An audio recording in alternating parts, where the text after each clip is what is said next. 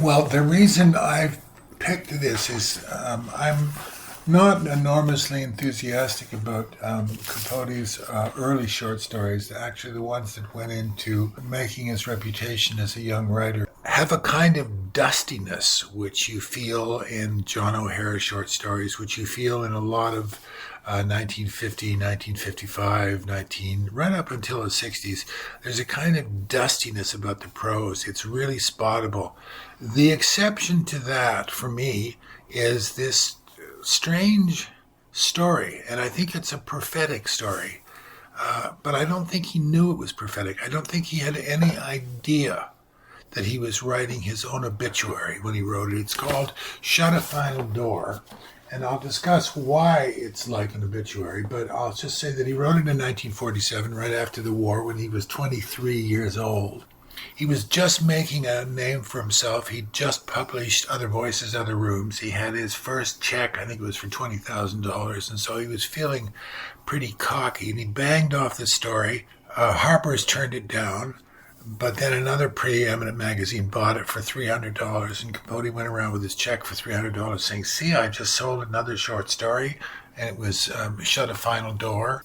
But what he didn't realize was that buried inside the story was a vision he had about his own life, and not just his own life in the next year or so, but his entire span of life, right to the end. In other words, what the story is about is what would happen to Capote if he continued to indulge his worst characteristics. And those were not at that stage of the game booze and pills. That was a problem, but it was a later problem.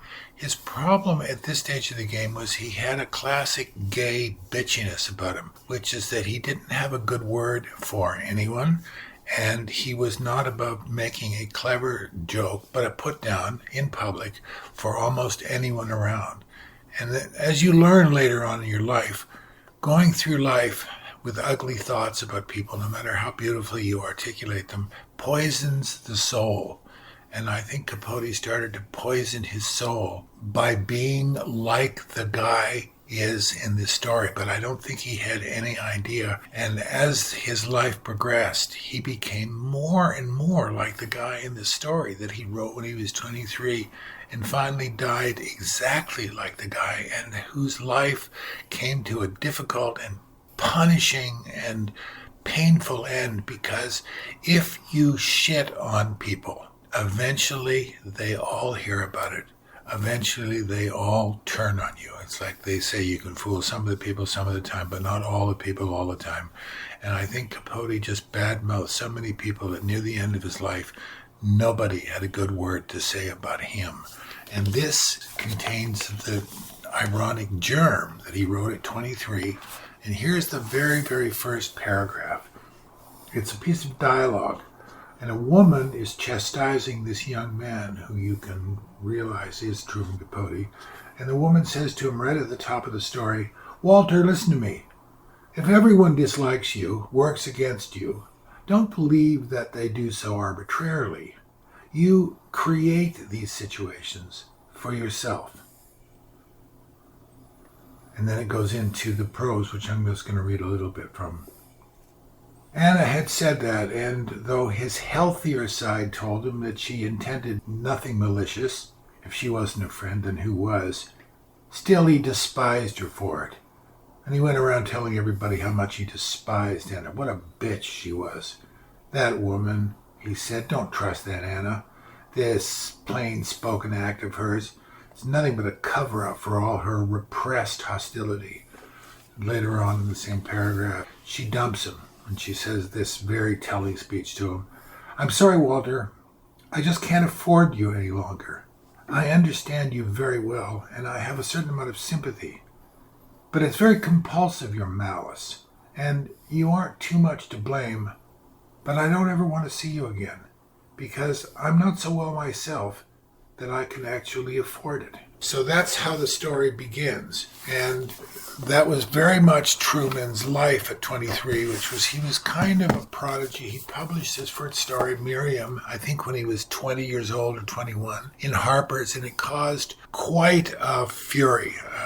People said, who is this unheard of voice, this Truman Capote from Monroeville, Alabama, who's written a story of breathtaking maturity that at the same time captures something really evil, a primordial sense of evil. And this little girl, it's about this little girl who keeps dropping in on this older woman, and she becomes more and more subtly diabolical as the story progresses. And so one of the things that was so interesting was that how Capote could come into contact with such a pure sense of evil. It had all that southern gothic swamp malice to it, but it's so clearly portrayed. What it is, it's the announcement of a talent. And when you read Miriam, you realize that you are witnessing the birth of an extraordinary talent and somebody who has an extraordinary capacity to explore the domains of evil. So when he wrote, just a few years later, Shut a Final Door is, on one level, it's about a man who just badmouths everyone around. Little by little, he goes through, as people do, he goes through all the people he knows. But there's something more to it than that. It's a story of spiritual warfare, that he is assassinating himself and that he is participating in a kind of evil world. And as he participates in it more and more, his soul starts to rot. And Capote uses some very, very clever imagery. For example, right at the very top of the story, he situates it in New Orleans. And he talks about the extraordinary heat. He says it was August, but it was as though bonfires burned in the red night sky, in the unnatural southern landscape, observed so assiduously from the train, which, trying to sublimate all else, he retraced in his memory, intensified a feeling of having traveled to the end, the falling off. And so the story is also about a guy's descent into a self-created hell. And it becomes, as his social circle gets smaller and smaller. And as a girlfriend of mine once told me, she said, David, if you start talking about what's wrong with your friends, you're going to find yourself friendless eventually. And what happens in the story is that his first victim is this harmless little guy who befriends him. At the end of the second paragraph, he says, what was the use of having friends if you couldn't discuss them objectively? Yeah. So that's his view. I mean, people who are like that always find a way to rationalize what their behavior is. They're saying, no, I'm not being shitty and backstabbing my friend. I'm actually talking about a friend, and why should you not be able to talk about somebody objectively? In other words, he's pretending that the recitation of all the things that are wrong with his friend are in fact just the result of an objective analysis of the friend. That's right. But it's this game of cat and mouse that he plays with himself all the way through, which is, and I'm sure you've met people like this in your life. They meet new people, and suddenly the new person turns out to be, quote, an asshole. And they have a good reason why this person turned out to be a disappointment and an asshole. And they go on and they meet a new friend and they like their new friend. And then the next thing you hear is that guy, well, he turned out to be an asshole too. Well, that's the story with Everyone's this guy. an asshole. He likes people at first and they really like him, but then he finds something wrong with them. And also in his case, some reason to betray them, either to take somebody's job. There's a job under discussion here where he's working for an advertising agency and he covets somebody's position and gets it. In this particular case, he takes poor Irving's girlfriend away, and then I think he dumps her as well. Well, let's back up to New Orleans for a second. Yeah. It seems to me he's using New Orleans a little bit like Thomas Mann used Venice. a kind of a debauched Babylon. On a simpler level, too, of course, it's in the deep southern part of the United States, so it's really hot. And this is a story about a man going to hell. Going to New Orleans is just the metaphor for, in fact, a descent into hell. And there's this image which keeps going up, which is he's in a hotel room in New Orleans, and he has these blades and the fan that comes whirling around and around. Well, he also gets a couple phone calls from the devil, doesn't he? Well, I wondered about that, just to set it up for the listeners. Yeah. As he goes through this process of alienating and ripping off one person after another, and putting down one friend, but they're small betrayals, but they're betrayals. They're professional, emotional, and sexual betrayals. And periodically during this story, the phone rings, and he picks up the phone and says, "Who is this?" And a voice at the other line that says, "You know who this is. You've always known who this is." And then the narrator, Walter, says, "No, I don't. Who is this?" And the person hangs up. And I've always been intrigued. I've taught this before, and I've asked my students who they think is calling. And it's interesting. Who do you think it is? Do you think it's the devil? I do, yeah. I think it's either that or his own subconscious knowing that what he's doing is evil. I think, that's what I think too. I think that phone call is a phone call from himself. Subconscious.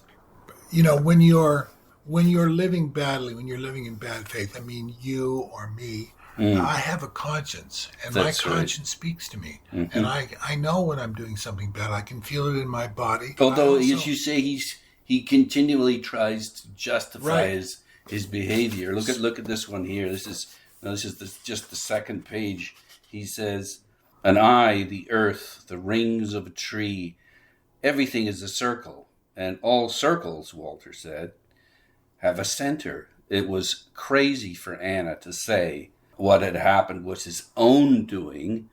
If there was anything wrong with him really, then it had been made so by circumstances beyond his control. Oh, absolutely. And you're right, because and I have a close relative of mine, unfortunately, who will insist that if you finally get him to admit that he has done the wrong thing, he will say, "Well, what do you expect with an upbringing like the one I've had? What do you expect if you've been treated the way I was treated?" In other words, they always have a legitimization for their behavior, excuse. In this case, he takes Irving's girlfriend, and then he's Margaret, and he sleeps with her for a bunch of times, and then he's unfaithful to her, and then he gets a job at her advertising agent and backstabs her there. And just kisses up to the boss. Yeah. Here's the line, "But he did not know where to begin thinking about himself." Yeah, that's right. Did not know where to find the center.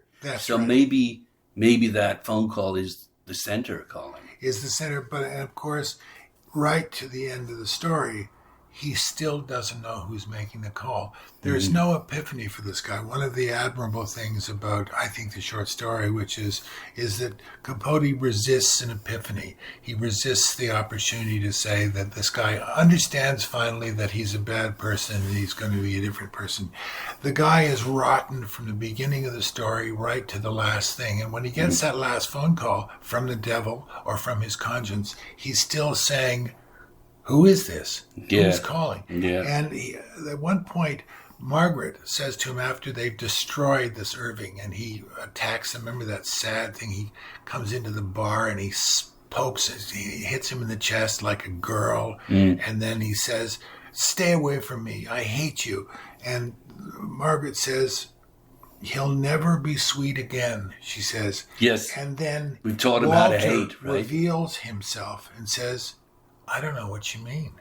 He has no idea of the consequences. He's a bit like he's like a psychopath. He doesn't know. That's exactly right. He's either a psychopath or a sociopath, which is to say that he has no sense whatsoever of, if this is the correct definition of a psychopath, is that they have no sense of other people's experience. They're incapable of feeling other people's pain. And they also have the go-to, which is, well, if it happens to them, they must have had it coming. So the needle never stops there. And that essentially, when you go through the world like a guy like Walter does, when he says shut a final door, it's interesting. You think, what does that title mean? I think it means eventually you run out of people. You burn people and you burn people and you burn people, and eventually you end up all by yourself in a sweaty hotel room with the fan spinning above your head and no one to talk to except the devil. Every single person that he connects with in his story is of some transactional use to him. In other words, people are there to be used, and when their usefulness is used up, you move on. Used and put down. Used and put down. Let's just, if I can just get this on the record here. Yeah. What I would prefer us to do is to work slowly through the text. Together. Yeah. So we're on page 119 right now. Yeah. And I'm going to bring attention to the beautiful little descriptive he uses of Margaret. What he liked about her was that she had a hectic brightness. Yes. That's good. Yeah, I have a note here beside this which says, what's wrong with Walter? Because his description of his friend is that she's only so-so looking, her eyes bulged, there was always a little lipstick on her teeth, and she dressed like a child of 10. There are people like that, and what they do is they see people as the sum of their worst qualities, of their flaws. Their teeth are wrong, or they smell funny, or they're not very good looking. They always see it in terms of negatives, and that's what almost the very first thing he does is he looks at her, makes friends with her, and then realizes that, well, actually, her eyes bulge, and she's not that good looking. The other thing, too, that I thought was interesting was that when he starts moving in on Margaret, who is Irving's girlfriend, right? Right. It's a weird sort of way that he talks about making love to her. Walter asked if he might not make love to her, she said. All right. She didn't mind if he did. It's kind of a weird sort of backing into it. What's the main motive here? Well, I have to go outside the text for that line. And that line has struck me a number of times because it's so awkwardly phrased. Will you read it out again when he asks her? So one day when Walter asked if he might not make love to her, she said, all right. She didn't mind if he did. You see, that is not, for me, a conversation that goes on between heterosexuals. I think what Truman Capote reveals in that is that he's never been with a woman. He's never asked a woman to go to bed with him. And he thinks that this is how it's done in the heterosexual world. And it's really not. And for me, that line really underscores how sexually undernourished we need to turn that fucking thing off. We'll just pick it up where we... Yeah. All right, so I'll pick it up there. Yeah. And one of the things that you notice when he brings up the subject of going to bed with Margaret is he phrases it in a very strange way. And first of all, you think it's an artistic choice, but actually I don't think it was. I know that we're supposed to resist always reading autobiographical impulses into these stories, but I think that that's Truman essentially betraying that he has no idea what sex with a woman is like. He has no idea how you approach the subject or ask someone.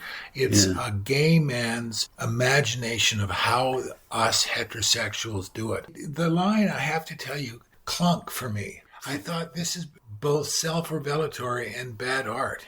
I thought it was bad art. I think that there's no urgency in this. It's like, I may as well have sex with her. Right. It's not like, I can't hold myself back. I desire you so much. But isn't that like a gay man's attitude towards heterosexual? It's either that or some guy that's not that interested in her particularly. Right. So you think he wants to do this because this is one of the things you do with a woman in order to get her. It may be, but there's no real desire. There's no heat.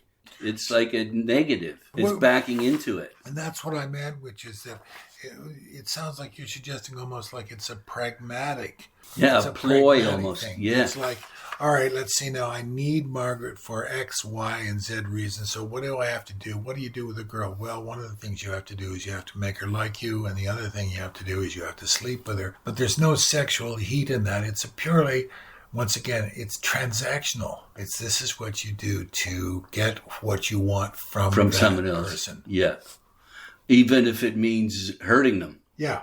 I don't even think he cares so much about her. Yeah. And usually when you want to make love to someone, you care about them. Yeah. Every so often she has to kind of straighten him out. And a few paragraphs later, she's talking about his endless politicking and his endless kind of manipulation of people. And she gives him this flat-handed, it should knock his teeth out, but it doesn't. And she says, take my word, Walter, there aren't any shortcuts. What matters is how you do your job. In other words, there are things in life that you can't go under, around, that you can't manipulate. You just have to, you have a job, you have to do your job well, period. It's not a personality contest. And very quickly thereafter, he stands her up, right? Well, we get into, on page 120, we get into that scene where there is the confrontation and that Irving discovers that they're cheating on him. And his response is like a child. He says, you go away. I hate you. And then he swings out, and then he strikes Walter in the chest, but that's not how a man strikes another one. It was not much of a blow.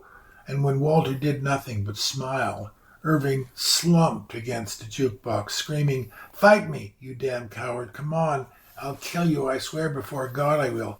That also, I don't mean to be going off on a tangent here, but that didn't strike me as a heterosexual's remark either. Yeah. That seemed to me like a young, effeminate man responding to a provocation. In other words, this story is, and I didn't really think about this story is gayer than I thought it was. Well, in fact, there's a line there somewhere where, let's see where it is, where I thought, wait a minute, the two of them are not in love, but attracted to each other.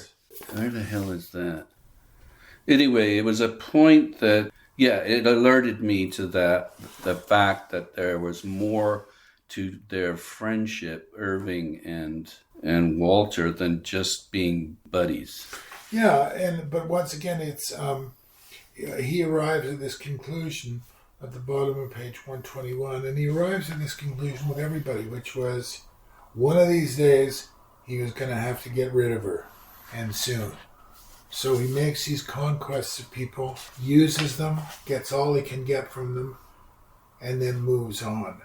And remember, shortly after that, he's talking about her boss, and he comes to this conclusion that it was an essay that he wrote when he was in high school. And there's this very telling line in it, and it's sort of the leitmotif for his character's passage through life, which goes, all our acts are acts of fear. Yes. And that's around 123. And so it's snuck in through the side door. It's actually strangely true. For one moment, he's true about himself. And he says this, that all our acts are acts of fear. And when I read that, I thought to myself, is that true? Is that true for me? No, actually, I don't think it is true for me, but I think it is true for him, because if you create your identity by how people look at you, which is what Walter does, then you're constantly frightened that the mask is going to slip, that they'll be onto me. But he is paranoid. There's no question. And if I had a head full of snakes like that, I'd be paranoid too, because you're always afraid that somebody is going to see it. But there's a beautiful description here, is that he's in a constant state of envy and jealousy and competitiveness. Capote uses this original line. I've never heard anyone use it before. But he talks about this one guy, this hearty Yale, Princeton undergraduate. Where's that? It's on page 124. And just being around these guys, these winners, these guys that go right to the top of the class, that get the prettiest girls, that don't have to manipulate, and just being around them, Capote says, made green birds fly in his stomach. Yeah, yeah, yeah. That isn't a beautiful description of somebody feeling sick with envy, Yeah. jealousy. That put me in mind of Gabriel Garcia Marquez's little yellow butterflies flying around his head. I don't know him well enough. Tell me about that. I'm trying to remember if it was Love. It could have been Love. There were sequences in 100 Years of Solitude where, when those butterflies appeared, you knew that the love was in the air. Oh, yes. It was lovely. Yeah.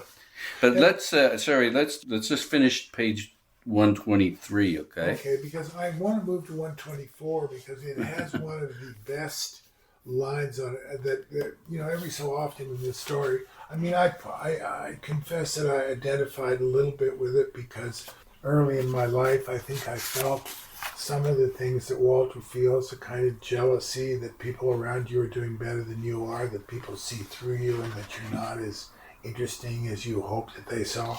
Well, here he says it was degrading his working for Margaret. Yes, right. Okay, that's 121.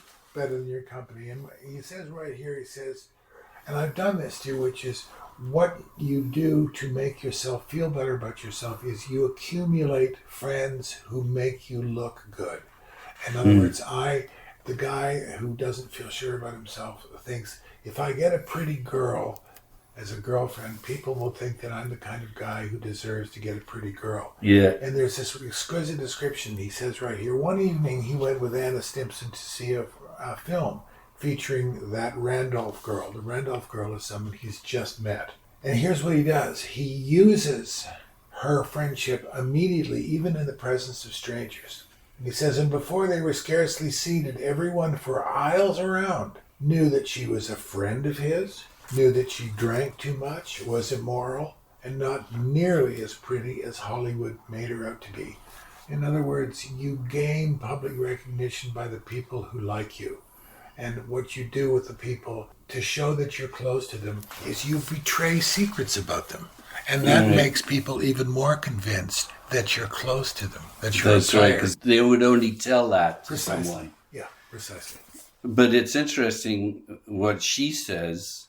This is Anna. Now, what's happened is that he's become interested in this other girl. So Anna says to him, this is on page 124 as well, told him he was an adolescent female. You're a man only in one respect, sweetie.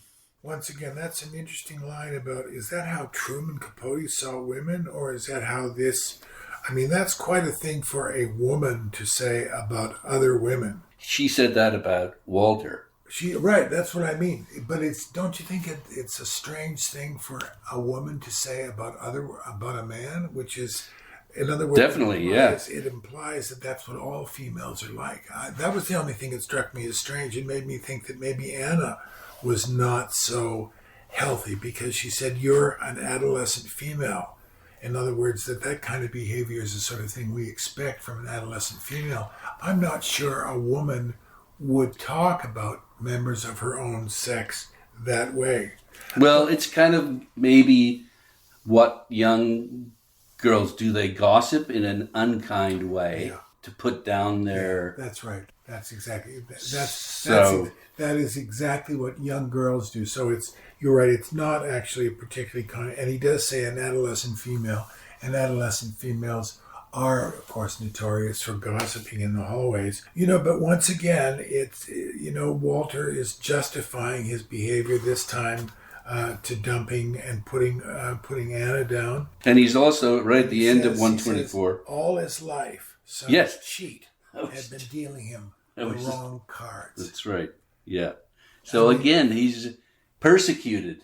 What a sensation. He goes through the world with a pair of threes and thinks, this is what I've been dealt. Those Princeton pricks, those Harvard pricks, they got dealt aces and kings, and I got a pair of threes. Chip on his shoulder. And that's one of my favorite lines. All his life, some cheat had been dealing him the wrong cards. Yeah. Once again, he's never responsible. That when it doesn't work out, it's always because they're cheating. they're cheating me again. Yeah, that's his worldview. And I'm not getting my due because I'm being cheated.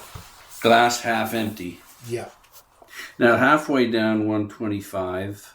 And that's got my favorite line in the whole story in it. So do you want to tell what it is? Well, we'll see. And I jumped in the cab and slammed the door and leaned out of the window and laughed out loud. Who is this? Anna again talking about him? No, this is Truman. This is Walter talking about this really nasty stunt that he pulled on a gay man. Yeah. He comes that's right. He was chasing after him. That's right. And he flirts with him. Yeah. And the man comes dashing out of the bar to follow him. And Truman Walter gets in a cab and then winds the window down and laughs in his face because it's so funny to have seen this guy essentially lay down his dignity and be caught pursuing a pretty young guy who's doing nothing but fucking around with him. Okay. The thing that's striking here is he said, the look on his face, it was awful, like Christ. What's that mean? Yeah, it was like, I think it emphasizes what follows, which is that it's a joyful sensation. He's talking that he said, when he says the look was awful, that's actually a pleasurable sense. It was like Christ. You know what? I misread It was like that. Christ. I thought that there was a comment to that, and he said, like Christ, I can't forget it. But it's like Christ, which, of course, he's talking about that he's crucified this guy. It's the look on his face. Right. It was awful. It was like Christ. The look on his face was like Christ. Like a guy being crucified. Pain, agony. Like a man being crucified. And then there's this one thing which is lovely, and it's Capote is a very, very, very gifted storyteller because he doesn't load the deck. In other words, it's easy when you're writing a story like this to pile on to a character, to just load on one bad quality after another. Yeah. And it grows a little monotonous. But there's this line here that doesn't make you forgive Walter, but makes you feel a degree of compassion. And it's at the bottom of middle of 125, and he says, nevertheless, he was conscious of being unloved. And this knowledge was like an extra heart beating inside him.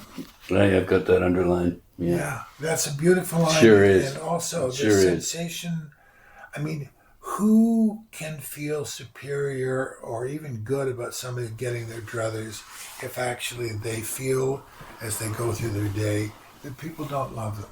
That's a heartbreaking thing for someone to feel. What's so beautiful about this is he feels it all the time because his heart is beating all the time. Yeah. And I wonder, can't get if, rid of that. Yeah. And do you think it's true, though? I mean, one of the things that makes this guy so despicable is he seems like he is loved, at least initially, by a lot of people. People seem to like him a lot right off the bat until he fucks them. Yeah. And so he goes through this world feeling unloved, but actually he's not really unloved. It's just that he feels unloved. And then I would just go forward and say that when you feel unloved, it's not long before you behave like someone who's unloved. You start doing the things that someone who's unloved would do. He's making himself unlovable. He's making, precisely. He gets people and he thinks he's getting use out of them, but in fact, he's hurting them for one thing. He's hurting them and he's losing them. Yeah. And so no wonder he's not being loved by them. So we come up to we're reading along here, and we come up to the very first time the phone rings. Okay, can I just... do you want to do that? No, I want to do... the way we're doing this is we're talking about what we each find interesting in this story, okay? Yes. And so we'll do it, together. Yeah. So at the beginning of the number 4, or fourth section of the story, it's on page 126, it starts with, listen, the fan, turning wheels of whisper. He said, you said, they said, we said, round and round, fast and slow, while time recalled itself in endless chatter. Only broken fan breaking silence. August the 3rd, the 3rd, the 3rd. It's like that's gossip is what's going on. You're talking about all of this gossip. But that's poetic, isn't it? Oh, it's better writing than it needs to be. I mean, it really is extraordinary. Now, I'm not jumping around here. I'm actually going from one section of things that interest me to the next. Good. And okay. I'm not... But you have to wait for me then. Yeah, so I'll wait for you. So you've got to jump in because I don't know... I'm not... When I've finished making my point, I don't know whether I should wait for you... Yeah, wait for me to make my point so we're at the same speed here. Yeah. We should have had a discussion about this when we started. But yeah, anyway. But that now I know what to wait for. Yeah. So I will wait. So it's like ping pong. It's like we're going through the text together at the same speed. Got it. So I'm sorry. You know what? I should have straightened that out with you at the very beginning. it's my fault. We were doing it general. It's my fault. All okay. right. So we're on page 126, and you've just pointed that out, which is, I mean, that business about he said, you said, they said, we said, around and around, fast and slow. I mean, that is so great. I mean, it's gossip. It's gossip, and anyone who's been a victim of gossip or who's been a gossip themselves, I mean, has had that conversation in their head. You lie there because, I mean, the revenge of life on a liar is that you think everyone is lying to you, but also the revenge of life on a gossip is you assume that everybody's gossiping about you too. Yeah. Life can be very cruel, and this is Capote's extraordinary way of saying it. You said, they said, we said, around and around and around. It's like just a nauseating cycle. And I, once again, am on page 127, if I might move there. I recognized an autobiographical note here, but I also had a dear, dear friend from Upper Canada, and was of, I hate to say this, but he was of poor character. I dearly loved him, but he was a poor character, and you would continually forgive him. And I never came across anybody who described my ex-friend so perfectly as this sentence does. The narrator describes Walter this way. And listen to this. He had always been willing to confess his faults, for by admitting them, it was as if he made them no longer exist. You know that somebody confesses their bad deeds to you, and then they think that means that they've never done them, that they're exonerated from them, and they can move on to sin again another day. It's sort of like the Catholic confession, really. You go in, you say your sins. That's right, and you're okay to go now. And you're okay to go. Well, here's the line that I underlined right in the middle of that page, 127. He went back upstairs and sat at his desk and felt as though he were bleeding inside and wished very much to believe in God. Oh. So he's hollow. It seems to me he could be close to suicide there because he doesn't believe in it. There's nothing. It's emptiness. And that he wishes he had something, just something he could believe in. Because obviously it comes back to what we were talking about. If you are a liar, you assume that everyone else in the world is a liar.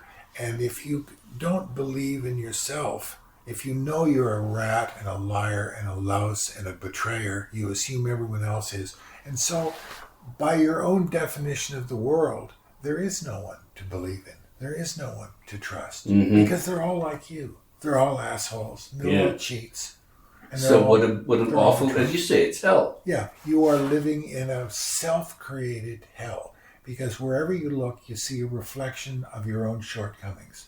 Yeah. And all of this under the excoriating New Orleans sun, in this sweaty, shitty little hotel room. Yeah. Right?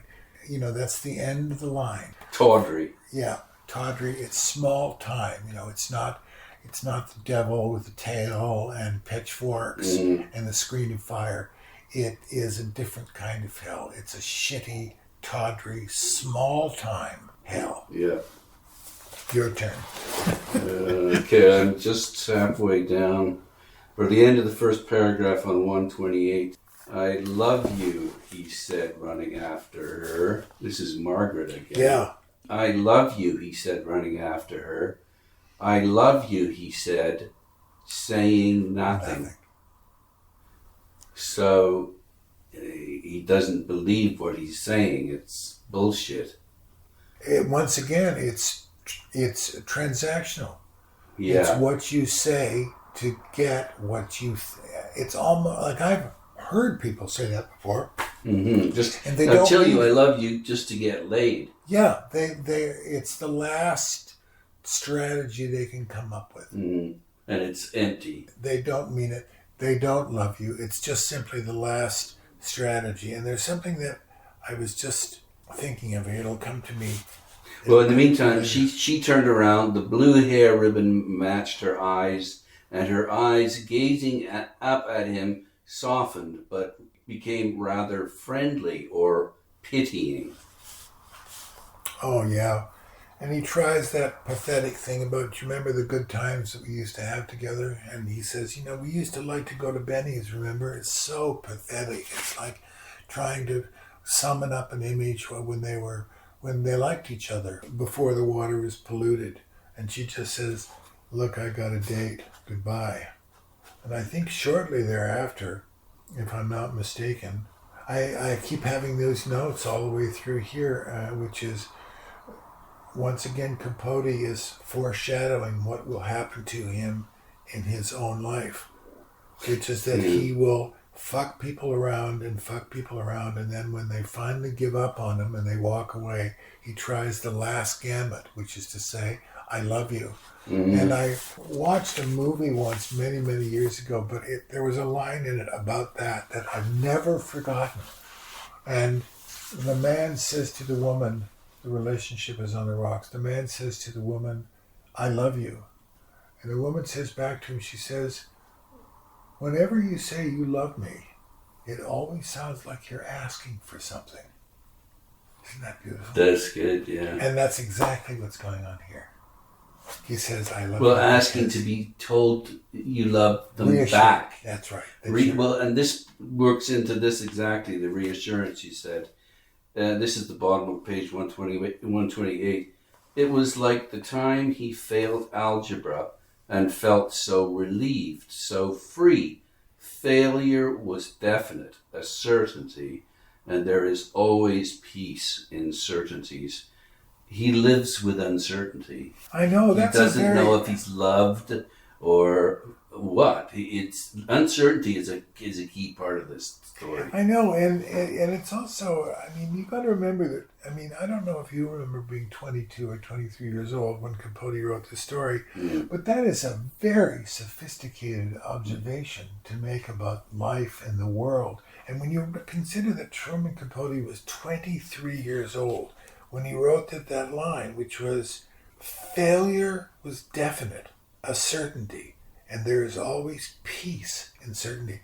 I think that's a very profound observation, and not one that I could have made till I was in my 40s or 50s, and I had enough failures to actually think, sometimes actually the sensation I felt was not bitter disappointment, but was relief. And it took me many, many years to understand, because of course when you fail at something, it's also over. The door is locked, the key is thrown away. You're not in the fight anymore. You're not in the fight anymore. You're free of the fight. Well, the other thing too, this perhaps talks to the fact that he yearns for failure. He's yearning for failure because it gives him peace. So maybe he's sabotaging all of these relationships because he wants to fail at them, because he figures that's the only way he can have peace.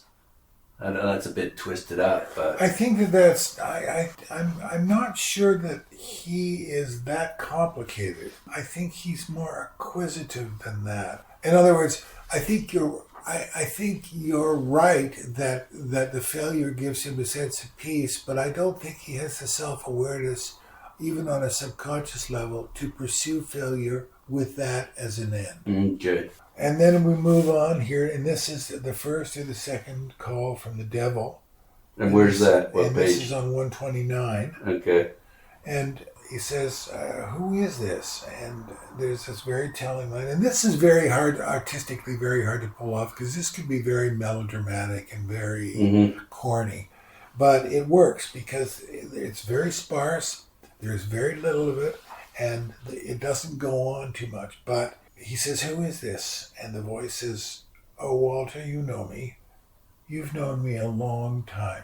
In other words, since the formation of your personality, or rather the formation of your conscience, you have known me, because I was born with your conscience. I am your conscience. So you have known me for a long time. Yeah, then he ends that with a click and nothing.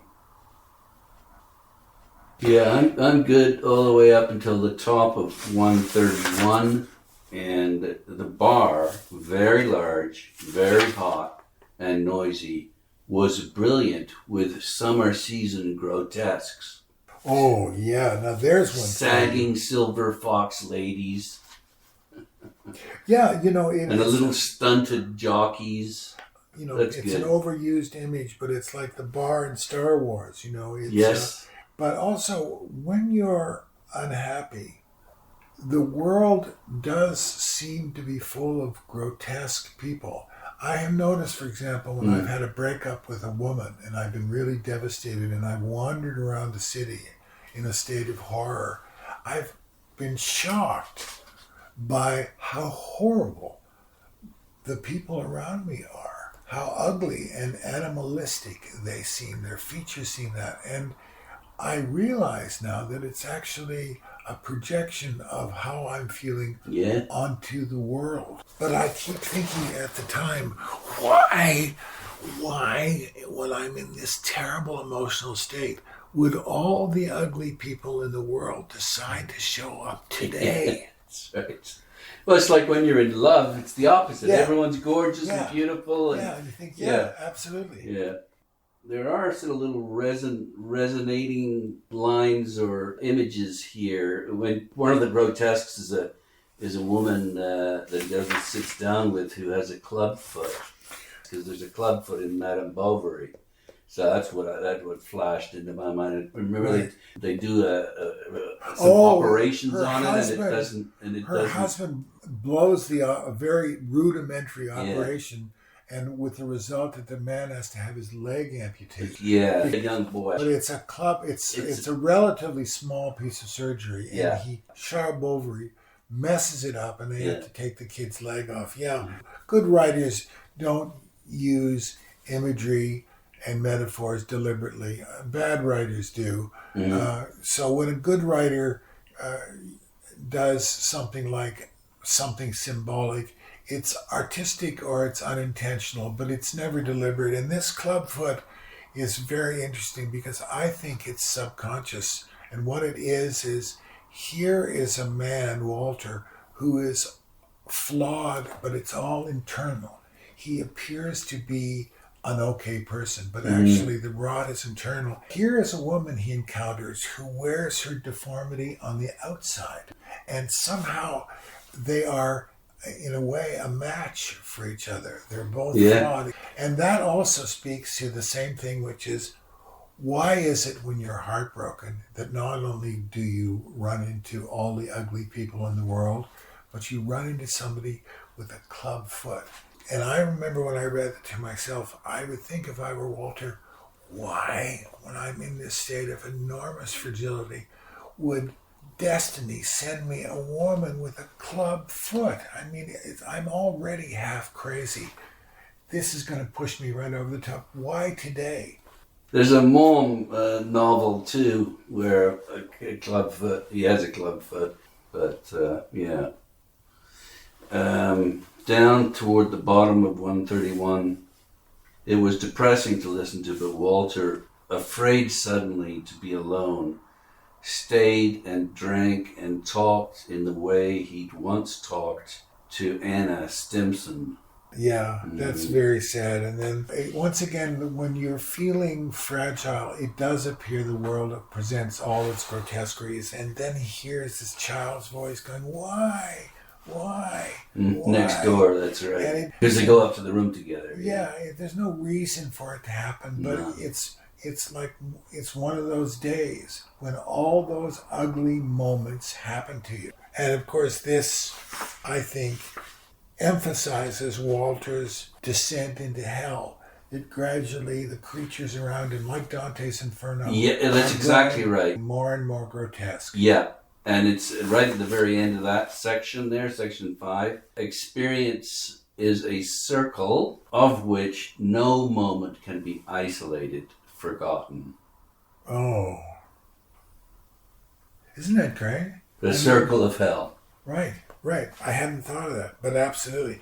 That no moment can be forgotten, that it's a continuum. And that's the thing with Dante's Inferno, is that these people are in these macabre situations, but they're in them for an eternity. Yeah. Since we're on the last page here, I'm just looking at the notes I made when I read it. We got a couple more pages to go. Do we? Oh, where are we here? We're on 132.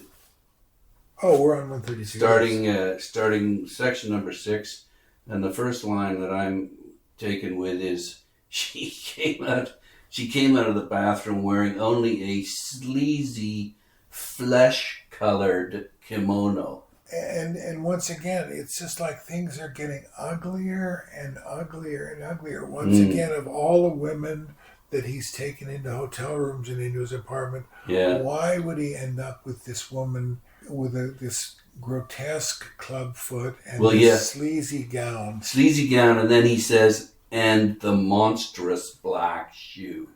And then I've got a little question mark beside. He turned to the window where pressing elm leaves rustled in the rain and lightning too far off for sound winked whitely. And I'm just trying to figure, do I like that or not? Yeah. I don't think I like it. That's a good question. Winked whitely. I think it's a little bit written. Yeah. And I would say in Truman's defense, he's 23. That he's 23. Yeah. And that's a mistake he would never have made at 33. And he also had an editor who was probably so blown away that a 23-year-old could write like this that he was probably dizzy by the time he arrived at the end of the story. Because you're quite right. That is an example of what Elmore Leonard once said, which is, if it sounds like writing, cut it. Mm-hmm. Yeah. And then our conscience or the devil calls again. Yeah, which is concomitant with his realization that there's this eternity of blades whirling over his head, and his realization that this is going to repeat itself. Like a circle, it's going to go on and on and on. In other words, it's not going to end. It's not going to end with a good night's sleep. It's not going to end getting out of the hotel. It is like Dante's Inferno. It just goes around and around and around and around. And his response to that, though, is Walter fell across her, clutching her to him, pressing his wet cheek against hers. "Hold me," he said, discovering he could still cry. Yeah, and once again, it's still about Walter. It's like the I love you earlier. It's give me, make me feel better. There's no sensation whatsoever of compassion toward the girl, towards this. I mean, the description, the monstrous foot, I mean, that's not an especially generous description of a handicapped woman.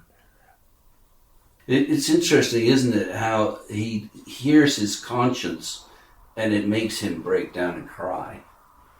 For now. But that's the thing. That's the cyclical nature of this. And that's very much like that earlier line, which he says, if you admit to having these faults, it's like you're exonerated from having them. You get to start all over again, like a good Catholic after confession. I've known people like that who say, well, David, I'm really this kind of person. And you can see the pleasure that they have in the confession because they honestly believe that it exonerates them from the responsibility of the things they're confessing. I cheat on my best friend. I feel really bad. I went to bed with my best friend's sister the other day, or my best friend's wife. You can tell by the way that they tell you that the act of confessing kind of neutralizes it for them. and that's why they're confessing to it. Does that make sense to you? Because I've been a bit guilty of that myself in this life, which is confessing to sins and crimes just to clean the tab. Sort of saying, well, I can't be that bad because I've admitted that I've done all this stuff, so I really got to be at heart okay. No, I've never. That's a very, you say Catholic. I mean, I can imagine a lot of Catholics can feel that. I can't. Right. I think what's interesting here, too, is, you're talking about eternity, right? Mm-hmm. And this cycle of... He must be exhausted because he's not getting what he wants, which is what? It's love, I guess?